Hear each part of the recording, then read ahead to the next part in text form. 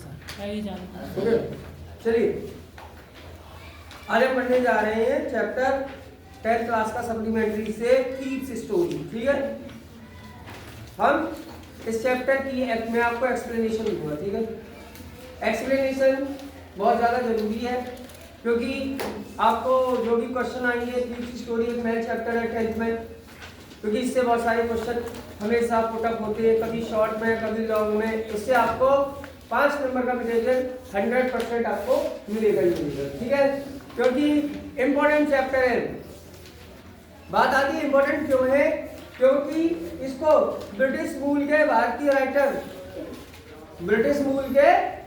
Writer Ruskin bond ने लिखा है। ठीक है, रस्किन बॉन्ड किसी पहचान के मोहताज नहीं है क्योंकि ये बहुत बड़े राइटर हैं इंडियन लिटरेचर में। ठीक है, उनकी एक लिखी हुई स्टोरी है द थीव्स स्टोरी।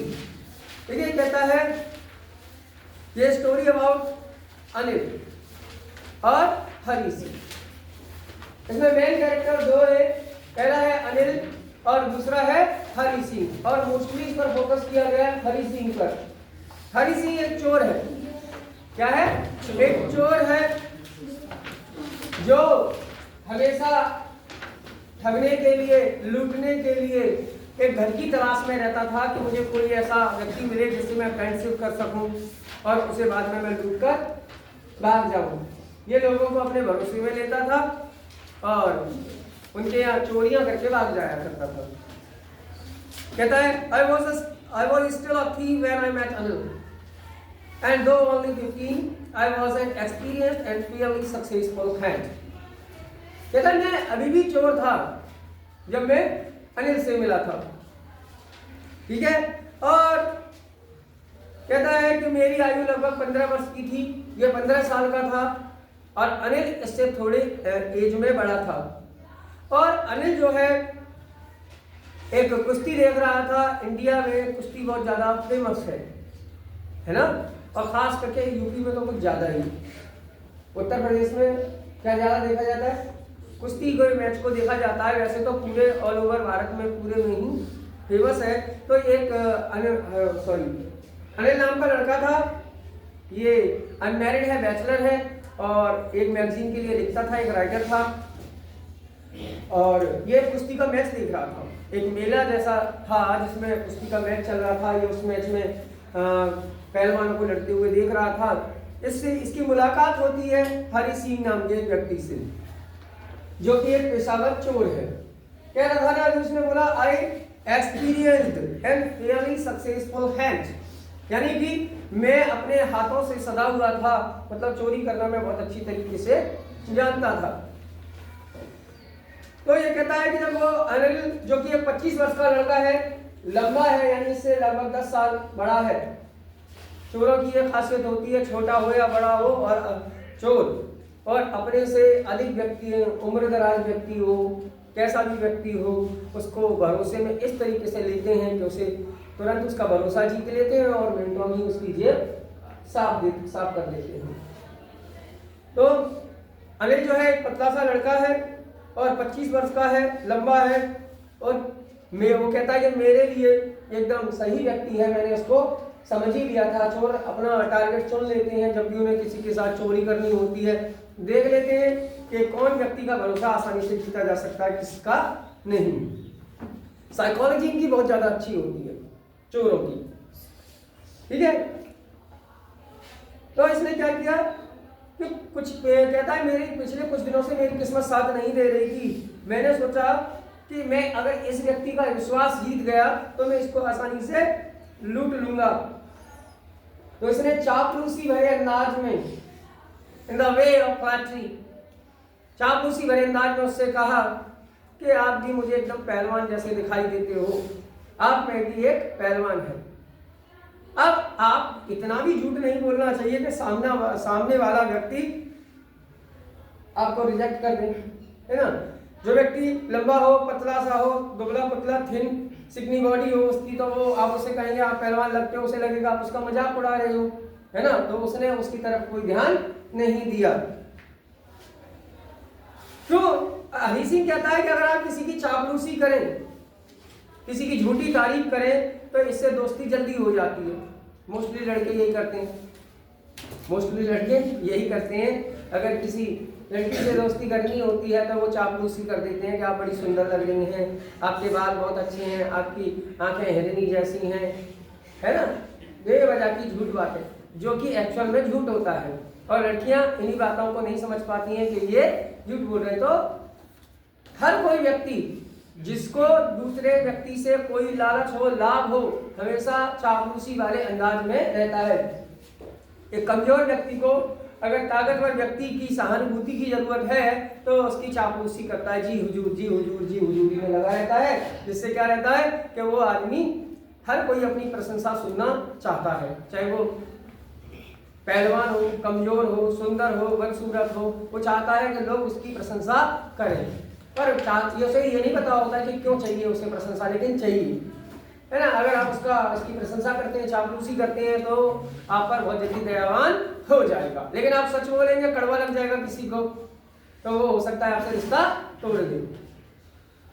तो पहले तो उसने कुछ बोला नहीं, जब उसने कहा कि आप एकदम मुझे पहलवान जैसे दिखते हो, आप में भी एक छुपा हुआ पहलवान है, तो वो पहले तो निरुत्तर हो गया, बोला ही नहीं कुछ भी उसने, क्योंकि वह बहुत ही दुबला पतला था।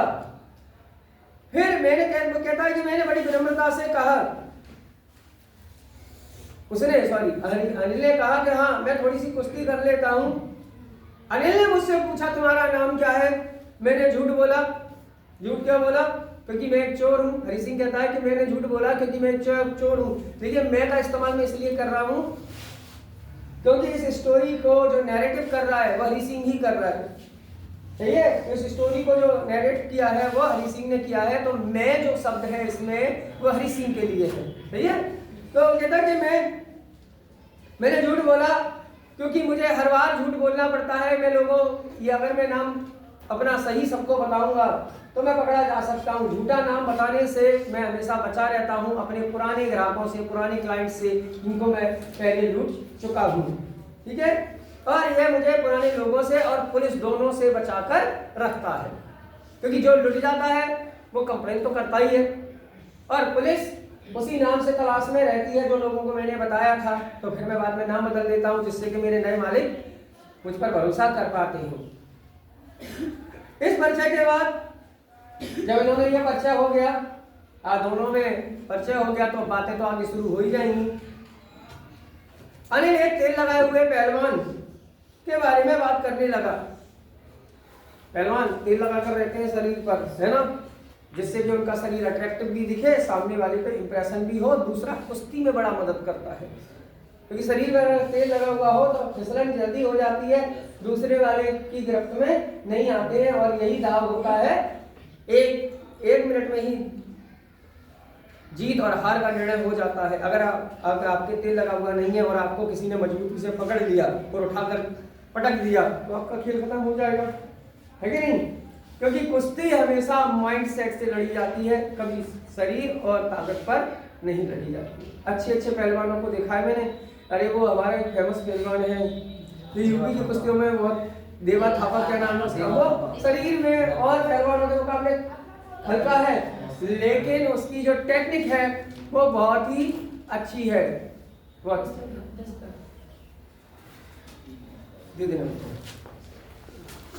तो उसकी टेक्निक बहुत ही ज्यादा अच्छी है, जिस वजह से वो हमेशा जीत जाता है।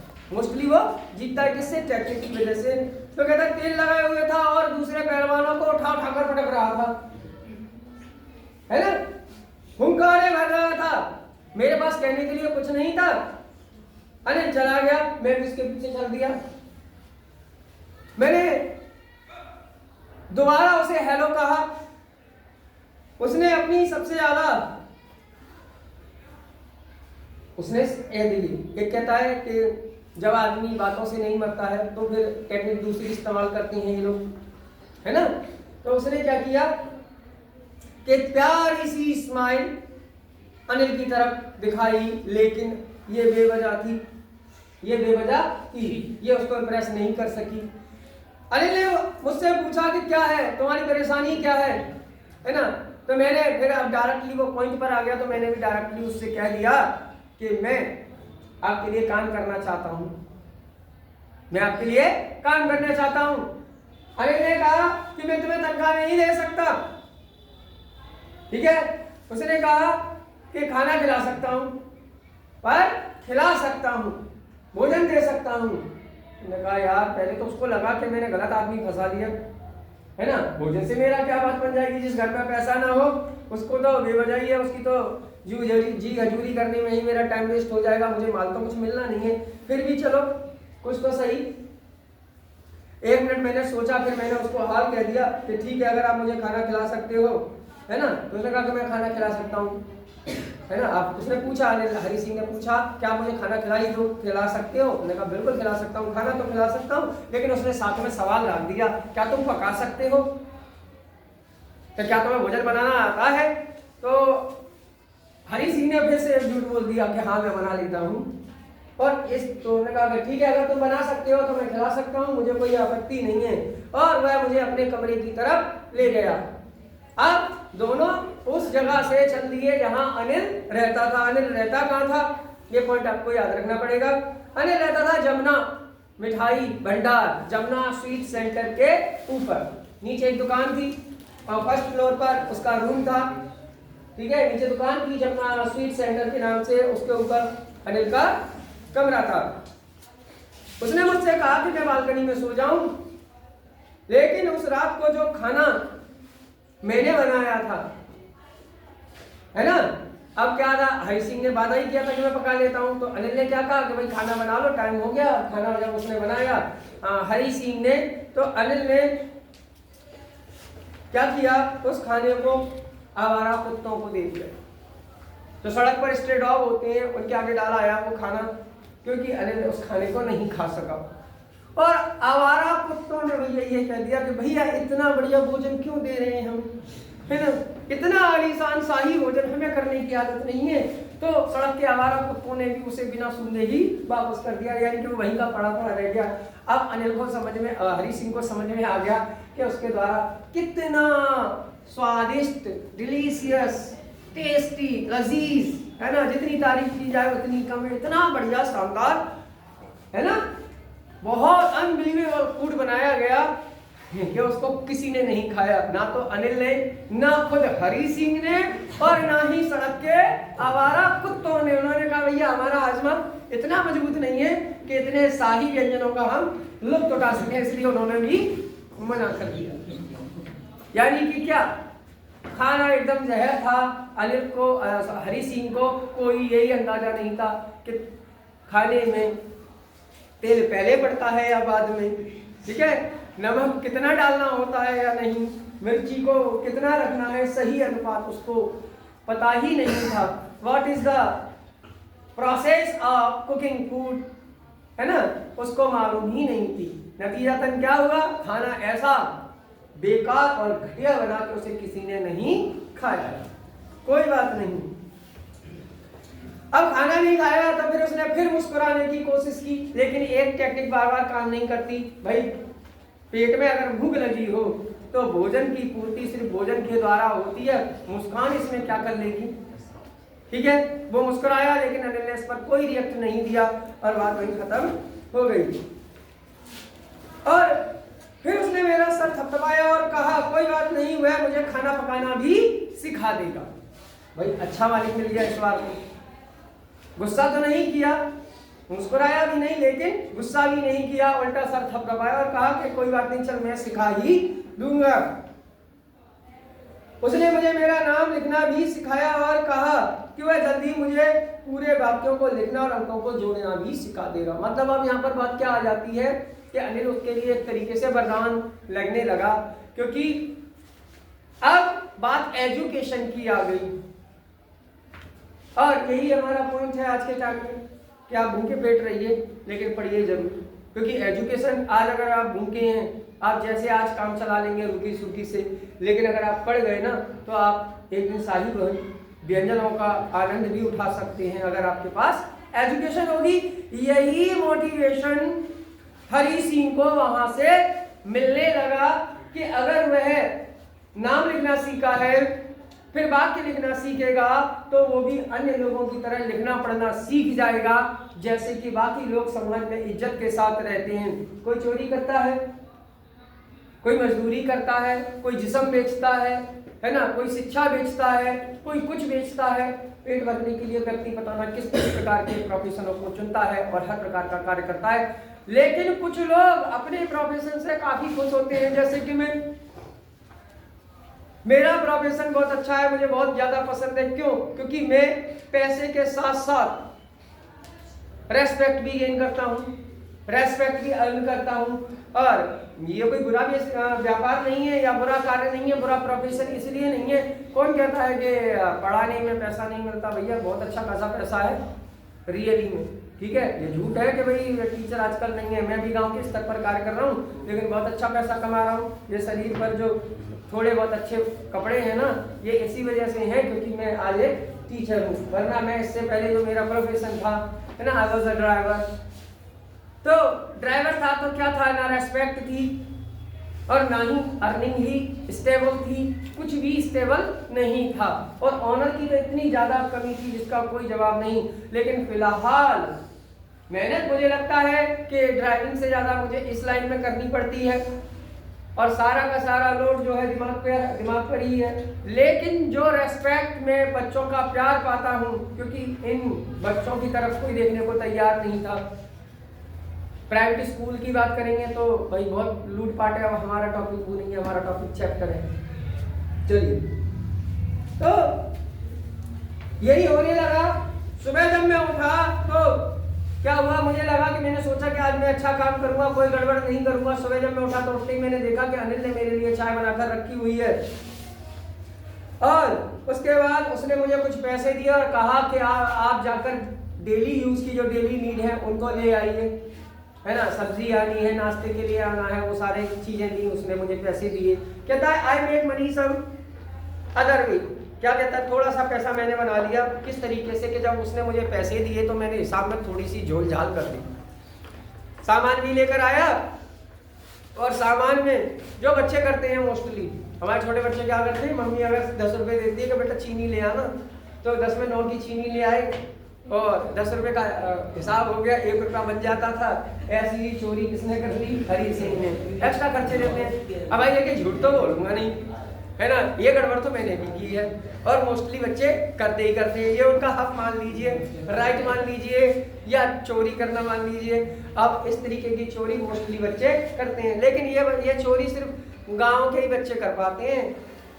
शहर के बच्चे इतने अच्छे, इतने बुरे नहीं होते, उनको नहीं है लेना देना। क्यों? भैया उन्हें पॉकेट मनी मिल जाती है, ठीक है, और उनके घर में सारी चीजें अवेलेबल होती है तो उन्हें करने की आवश्यकता नहीं होती है। लेकिन ये टेक्निक हम ही करते हैं, जैसे चीनी से रोटी खाना, है ना। चीनी से रोटी क्या शहर का बच्चा खाता है? कभी कभी नहीं खाएगा। हम जैसे कर लेते हैं, ठीक है। तो बहुत सारे काम हमारे द्वारा अलग अलग कर लिए जाते हैं जिसमें हम बड़े खुश हो जाते हैं। तो ये टेक्निक भी हम वहीं से सीख जाते हैं कि 2 किलो आलू के लिए पैसे मिले तो 1.25 किलो या 1.5 किलो लेके जाना। अब 1.5 किलो ले गए तो गड़बड़ हो जाएगी। ऐसे बच्चे जल्दी पकड़ में आ जाते हैं, है ना। अब ऐसा ना, बहुत सारे बच्चे जिन्हें पता ही नहीं है। माँ बाप हमारे गांव के जो होते हैं वो बड़े हाथ में ही बच्चा समझ जाते हैं, थैली में ही बता देंगे कि इसमें चीज कितनी है ना। तो 10 में 1 तो चल जाएगा, 9 का सामान तो चल जाएगा, 8 और 7 का पकड़ा जाएगा तुरंत और रेड लग जाएगी और हमें कटघरे में खड़ा होना पड़ेगा और सजा के तौर पर हमें हमारा स्वागत चप्पलों से किया जाएगा, है ना। तो ऐसी गड़बड़ हो जाती है। लेकिन अनिल को भी पता था, जैसे हमारी माँ को पता होता है कि हमने 1 रुपया बचा लिया, उसी प्रकार हरी सिंह जब इस हिसाब में ढोल झाल कर रहा था तो अनिल को भी पता था। लेकिन उसने हमेशा इग्नोर किया, कभी ध्यान नहीं दिया। कहता है इस तरीके से मैं थोड़े थोड़े पैसे बचाने लगा ताकि भैया मैं अपना काम ना भूल जाऊं। काम क्या है? एक प्रोफेशनल चोर हूँ, है ना। और गद्दारी नहीं करनी चाहिए अपने प्रोफेशन के साथ। अगर आप चोर हैं तो चोरी करते रहें, अगर आप स्टूडेंट हैं तो पढ़ाई करते रहें, ठीक है। टीचर है तो पढ़ाते रहें। तो इसी प्रकार वो भी अपने काम को बड़ी संलग्नता के साथ करता रहा। आगे देखो कि अनिल जो था वो पैसा जो कमाने का उसका तरीका था वो सही एक फिक्स नहीं था। वो पैसे कैसे कमाता था? Bye fits and starts. ये फ्रेज है, आप इसको याद रखें, वाई फिट्स एंड स्टार, मतलब कोई भी कार्य जो नियमित रूप से ना हो उसमें फिक्स कोई चीज रहे ही नहीं कि भाई एक जैसे कि मैं हूँ आपके विद्यालय में पढ़ाता हूँ तो पैसा जो है वो मेरा फिक्स है, ना सैलरी कम होगी और ना अधिक। कम तो होने के चांस हैं क्योंकि अगर मैं छुट्टियां ले लूंगा तो उसकी सैलरी कट जाएगी, लेकिन कटेगी उसी अमाउंट से जो फिक्स अमाउंट मेरे लिए फिक्स कर दिया गया है। तो अनिल का कोई ऐसा नियमित रूप से पैसा कमाना फिक्स नहीं था, इसीलिए वह एक हफ्ते उधार लिया करता था, अगले हफ्ते वो पैसे चुका दिया करता था। इस तरीके से वह पैसे कमाता था। कहता है शायद वो किसी मैगजीन के लिए लिखता था, शायद वो किसी मैगजीन के लिए लिखता था, यानी कि अनिल जो था वो एक राइटर था। वह कह रहा आज का दिन थोड़ा अजीब हुआ कि आज अनिल जो है आया तो उसके हाथ में एक नोटों की गड्डी थी और उसने बताया था कि उसने एक पब्लिशर, प्रकाशन होता है जो प्रिंटिंग प्रेस होती है, उसको कुछ पुस्तक बेची है या कोई स्टोरी वगैरह उसने उसको बेची है। मैंने देखा कि रात को उसने क्या किया, खाना खाने के बाद वो नोटों का बंडल अपने गद्दे के नीचे रख लिया। कह रहा मुझे लगभग एक महीना हो गया इस काम को करते हुए, मैं इनके साथ 1 महीने से हूँ और सामान की खरीदारी में ठगी करने के अलावा मैंने किसी प्रकार की ठगी अभी तक नहीं की थी। मैं सिर्फ सामान में गड़बड़ कर रहा था और किसी प्रकार की गड़बड़ मैंने नहीं की थी। ठीक है, मुझे ऐसा कई अवसर मिले लेकिन मैंने ऐसा किया नहीं। क्यों? अनिल ने देखिए मुझे एक चाबी दे रखी थी रूम की। अनिल जब चला जाता था उसके अलावा भी मेरे पास एक चाबी थी, मैं जब मर्जी आता जाता, मैं तो मोस्टली वहाँ रहता ही था, फिर भी एक मेरे पास चाबी थी और मैं अपनी इच्छा से कहीं भी आ जा सकता था। मैं जितने भी लोगों से मिला था उनमें से अनिल सर्वाधिक विश्वास करने वाला व्यक्ति था। यानी मैंने अब तक अपनी लाइफ में जितने भी व्यक्ति देखे उन्होंने मुझ पर इतना विश्वास नहीं किया था जितना अनिल ने किया था। अनिल का जो विश्वास था हरी सिंह पर, वो अंधा विश्वास कहा जा सकता है। ठीक है, और इसी कारण उसे लूटना इतना मुश्किल था कि एक लालची आदमी को लूटना आसान होता है। कहता है कि एक लालची आदमी अगर कोई हो तो उसे लूटना आसान इसलिए हो जाता है क्योंकि जब लालची व्यक्ति को लूटा जाता है और वह अपने धन को देखता है कि वह किसी के द्वारा लूटा गया तो उसे बड़ा अफसोस होता है कि मेरा धन लूट गया और वो कई हफ्तों तक चैन से सो नहीं पाता। लेकिन अनिल के साथ ये दिक्कत नहीं थी। अगर मैं इसको लूट लूं आज और इसका पैसा ले जाऊं तो इसको कोई अफसोस नहीं होगा और चोरी करने का मजा यहीं खत्म हो जाता। चोर को चोरी करने में मजा कब आता है? जब वह जिस व्यक्ति को लूट रहा होता है उसके जो एक्सपीरियंस होते हैं उनको देखने में मुझे मजा आता है।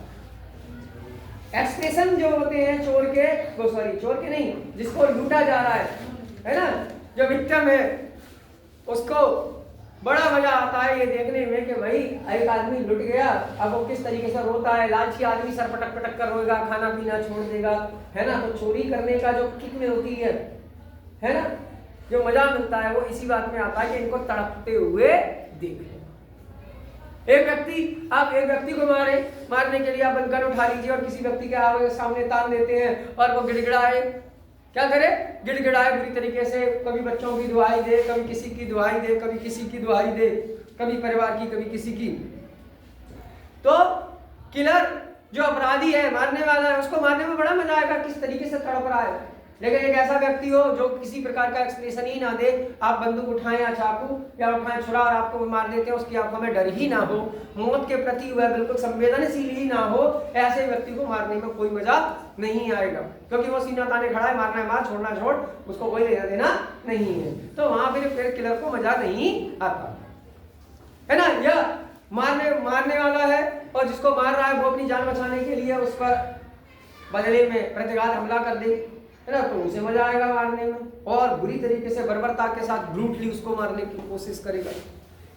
तो इस तरीके का रवैया रहता है। कहता है कि इसीलिए मुझे इसको लूटने में कोई आनंद नहीं आएगा क्योंकि ये अफसोस ही नहीं करेगा और यही सारी चीज चोरी करने का आनंद खत्म कर देती है।